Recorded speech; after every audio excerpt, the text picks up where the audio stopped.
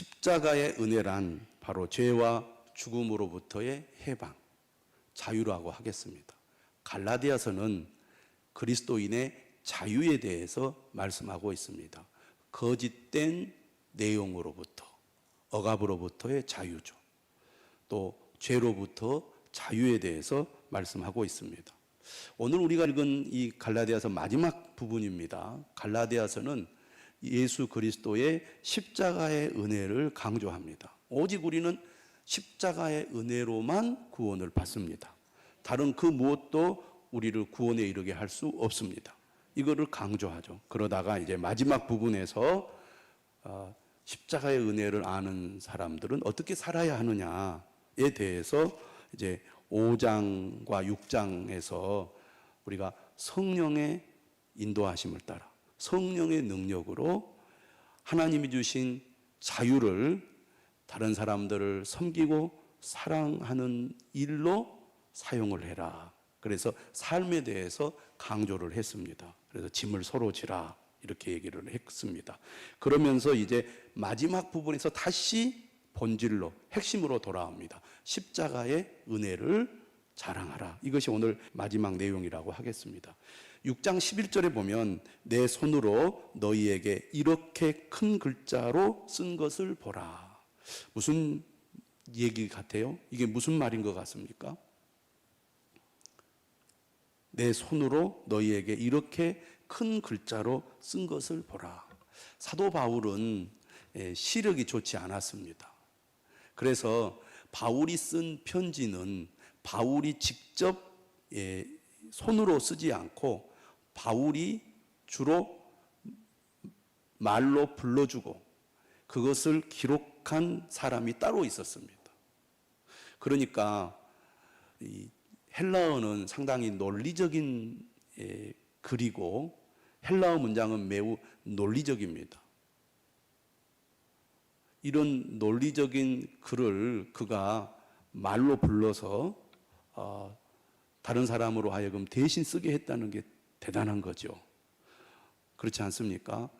어법에 맞게 논리적으로 글을 쓴다는 것이 얼마나 어려운 일입니까? 근데 바울은 눈이 좋지 않았기 때문에 직접 쓰지 못하고 다른 사람이 대신 썼는데 이 편지가 바울의 편지라는 것을 증명하기 위하여 마지막 부분에서 자신의 손으로 직접 글을 사인을 한 겁니다. 내가 내 손으로 이렇게 큰 글자로 쓴 것을 보라. 그러니까 바울은 작은 글씨로 쓸 수 없을 만큼 시력이 좋지 않았던 것 같습니다.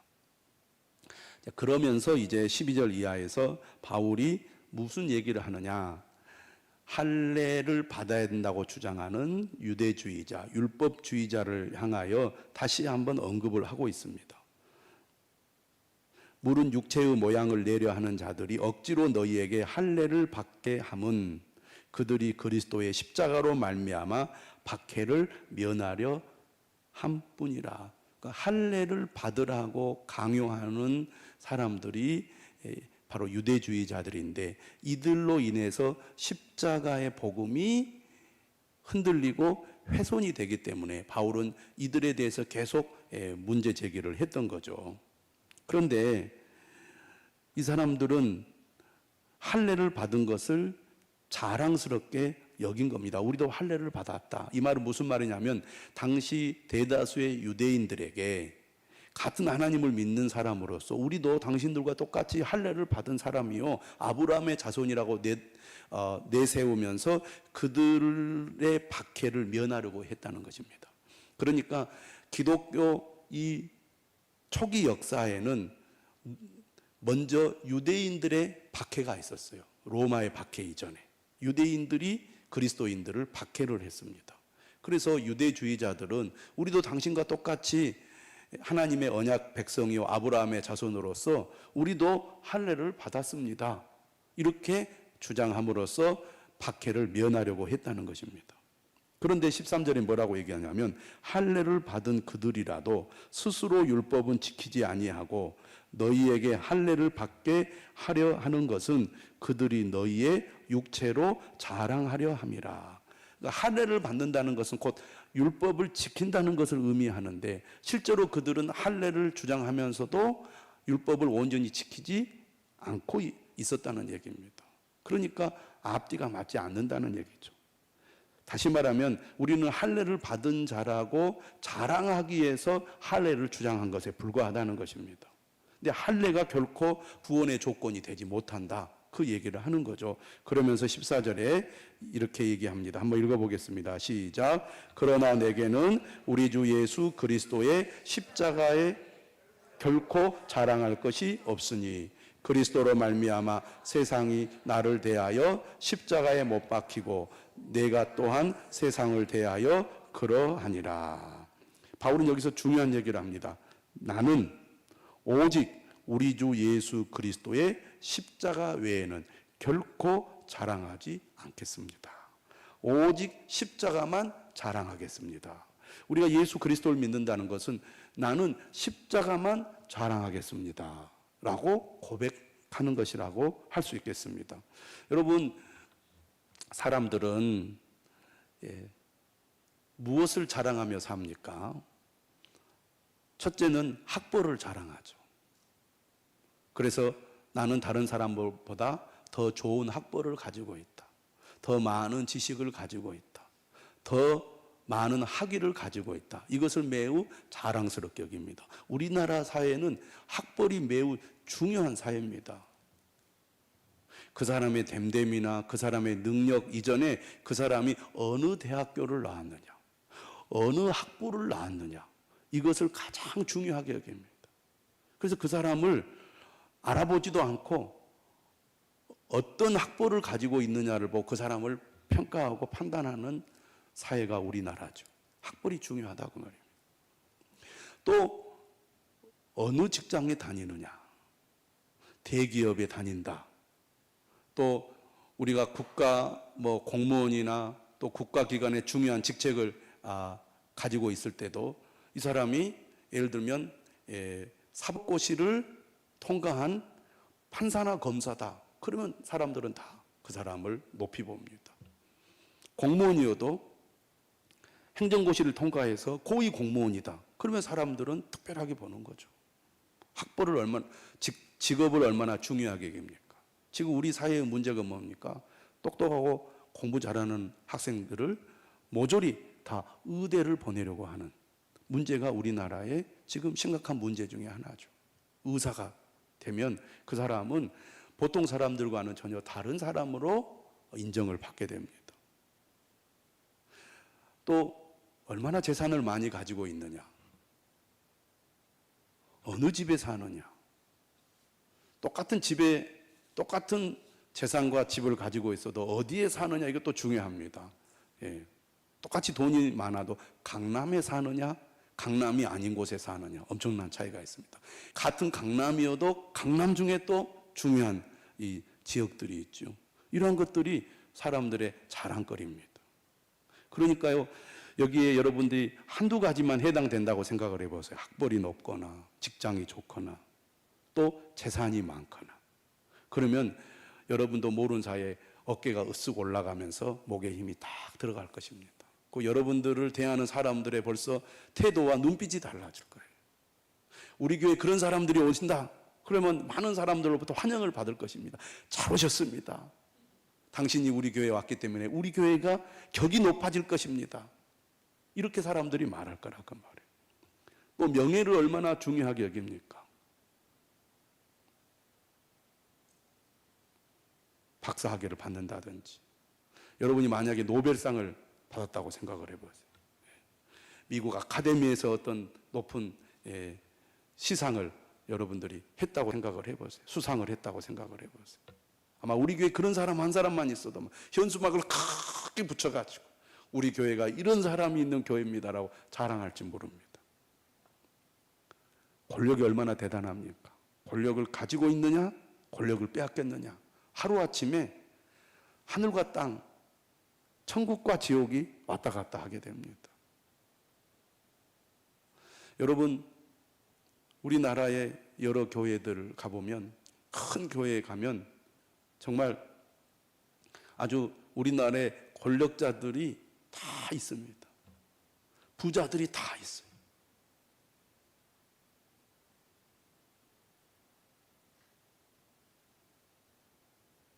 제가 가깝게 지내는 우리 목사님 한 분이 무안 해제에 사시는데 바로 1년 선배가 지금 청와대 매우 높은 정책실장이에요. 그분이 강조에 있을 때 우리 교단의 교회를 다녔는데 서울에 올라가지고는 어느 교회를 다니느냐 사랑의 교회를 다닙니다. 그 얘기 듣고 실망을 했다는 거예요. 요즘 텔레비전에 많이 나오는 분 있잖아요. 김씨. 사람들은 이처럼 권력이나 명예나 재산이나 직장이나 학벌을 매우 중요하게 여기고 자랑스럽게 여깁니다. 또 교회 안에서 볼 때 교회의 직분이나 봉사 경력이 자랑거리가 될 수 있어요. 그런데 여러분 분명히 알아야 될 것이 뭡니까? 이런 것들이 결코 구원의 조건이 될 수 없다는 것입니다. 하나님, 제 학벌을 보시고 저를 구원해 주십시오. 하나님 뭐라고 대답하시겠습니까? 그래, 너는 남들보다 훨씬 뛰어난 학벌을 가지고 있으니 내가 너를 구원해 주마. 그러겠습니까? 절대 그렇지 않다고 말입니다. 좋은 직장에 다니고 있다고, 그리고 큰 사업을 하고 있다고 너를 내가 구원해 주겠노라. 그러지 않다고 말입니다. 근데 실제로는 특별한 자격과 조건을 가진 사람들이 세상 어느 곳에 가거나 특별 대우를 받거든요. 심지어는 교회에 와도 특별 대우를 받는 경우가 많다고 말입니다. 그러나 우리가 정말 분명히 알아야 될 것은 학벌이나 직장이나 재산이나 명예나 권력이나 심지어 교회의 직분이나 봉사 경력이 구원의 조건이 될 수 없다는 것입니다. 다시 말하면 하나님 앞에 결코 자랑거리가 될 수 없다는 얘기죠. 우리가 어떻게 하나님 앞에 설 수 있습니까? 지식이 많아서, 재산이 많아서, 좋은 직업을 가지고 있어서, 또 명예와 권력을 갖고 있기 때문에 우리가 하나님 앞에 설 수 있습니까? 아닙니다. 예수님이 나를 위해 십자가에 죽으셨기 때문에 우리는 하나님 앞에 설 수 있게 된 것입니다. 그러므로 십자가만 자랑거리가 되는 거예요. 내 조건은 하나님 앞이나 사람들 앞에서 결코 자랑거리가 되지 못한다는 것입니다. 근데 사람들은 은근히 그걸 자랑하면서 내세우려고 해요. 심지어 교회 안에서도 내가 좋은 대학을 나왔다, 내가 많은 것을 알고 있는 사람이다, 그것을 노골적으로 드러내는 사람은 이제 수준이 낮은 사람입니다. 수준이 높은 사람은 은근히 드러내고 자랑을 합니다. 그런데요, 그러한 것들이 내 자랑거리가 되고 그러한 것들이 내가 하나님 앞에 나아가는데 걸림돌이 된다면 오히려 그것은 하나님 앞에 저주가 될 수 있다는 얘기예요. 그런 의미에서 여러분, 혹시 학벌이나 직장이나 재산이나 명예와 권력 때문에 하나님을 믿지 않거나 하나님을 멀리한다면 그것처럼 어리석은 것이 없다는 것을 알아야 됩니다. 내가 공부를 많이 해보고 내가 많은 지식을 쌓고 보니까 하나님 말씀은 믿을 것이 못된 것 같아요. 하나님 말씀은 믿음이 안 가요. 이런 분들이 있습니다. 내가 정말 하는 일이 많고 너무 바쁘기 때문에 나 하나님을 믿을 여유가 없고 시간이 없고 또 그런 믿을 마음도 없어요. 이런 사람들이 많다고 말입니다. 내가 워낙 가진 것이 많고 내가 하고 싶은 것이 많고 내가 누리는 것이 너무 많아서 나 째째하게 이렇게 교회 와가지고 하나님 예배드리고 하나님 믿고 이런 거 나 흥미 없어요. 이런 사람들이 많다고 말입니다. 여러분, 학벌이나 직장이나 재산이나 명예나 권력 때문에 하나님을 믿지 않거나 하나님을 멀리하는 것처럼 미련하고 어리석고 불행한 일이 없다는 것을 기억하시기를 바랍니다. 그러므로 반대로 내가 남들보다 세상적인 조건이 부족하다고 결코 기죽을 필요가 없습니다. 여러분은 최고의 자격을 갖췄다는 것을 믿으시기를 바랍니다. 오직 우리가 내세울 것, 자랑할 것은 예수 그리스도의 십자가밖에 십자가밖에 없다는 것을 믿으시기를 바랍니다. 결코 세상의 조건들이 우리의 삶의 궁극적인 목적이 되어서는 안 된다는 거예요. 믿음과 구원의 걸림돌이 되기 때문입니다. 그렇다면 그러한 것들이 의미가 없는 것입니까? 아니죠. 이러한 것들이 하나님의 영광을 위해 사용된다면 가치가 있습니다.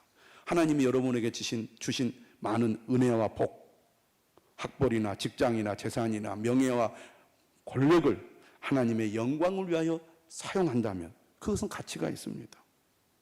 그런 의미에서 우리는 오직 십자가만 자랑해야 될 줄로 믿습니다. 하나님이 내 삶에 복을 더 주시면 주실수록 십자가를 자랑하시는 여러분 되시기를 바랍니다. 안 그러면 여러분이 가지고 있는 여러 가지 좋은 조건들이 하나님을 모독하고 하나님을 우습게 여기고 하나님을 거부하는 그런 원인이 될 수 있다는 것을 알아야 돼요. 십자가를 자랑한다는 게 뭡니까? 나는 나를 구원해 주신 하나님의 그 은혜를 감사하고 찬양하며 예배하겠습니다.